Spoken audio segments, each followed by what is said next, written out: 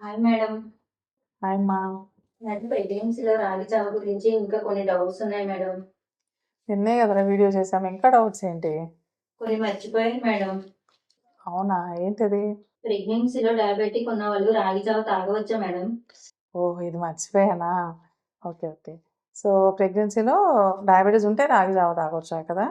So, yeah! తీసుకోవచ్చు రాగి జావ ఆబ్వియస్‌లీ. రాగి జావలో కార్బోహైడ్రేట్స్ ఎక్కువగా ఉంటాయి కానీ, అలాగే వీటితో పాటు ఫైబర్ కూడా ఉంటాయి కాబట్టి, దీని గ్లైసెమిక్ ఇండెక్స్ అనేది మోడరేట్‌గా ఉంటుందనమాట. అంటే ఈ రాగి జావ తాగిన వెంటనే షుగర్ లెవెల్స్ అనేవి సడెన్‌గా పెరిగిపోవు. కొంత స్లోగానే రిలీజ్ అవుతాయన్నమాట. సో, అందువల్ల డయాబెటిస్ ఉన్నా కూడా రాగి జావని సేఫ్‌గా తీసుకోవచ్చు. కాకపోతే కొన్ని టిప్స్ ఫాలో అవ్వాల్సుంటుంది. సో, అవేంటి అనంటే, రాగి జావని 2-3 టేబుల్ స్పూన్స్‌కి మించకుండా తీసుకోవాల్సుంటుంది. అలాగే చాలామంది ఏం చేస్తారు, బ్రేక్‌ఫాస్ట్‌కి రిప్లేస్‌మెంట్ కింద రాగి జావ తాగేస్తుంటారు గదా! సో, అలాగా ఎక్కువ క్వాంటిటీస్‌లో తీసుకోకూడదనమాట.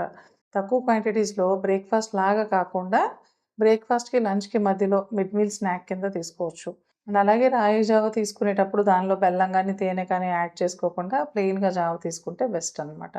అండ్ జావలాగా తీసుకునేటప్పుడు జస్ట్ ఓన్లీ వాటర్‌తో కాకుండా కొంచెం ఫ్యాట్ కంటెంట్ అంటే మిల్క్ యాడ్ చేసుకున్నా, లేదా మజ్జిగ యాడ్ చేసుకున్నా గూడా దాని గ్లైసెమిక్ ఇండెక్స్ అనేది తక్కువగా మెయింటైన్ అవుతుంది. సో, ఆ విధంగా తీసుకుంటే బెటర్ ఇంకా.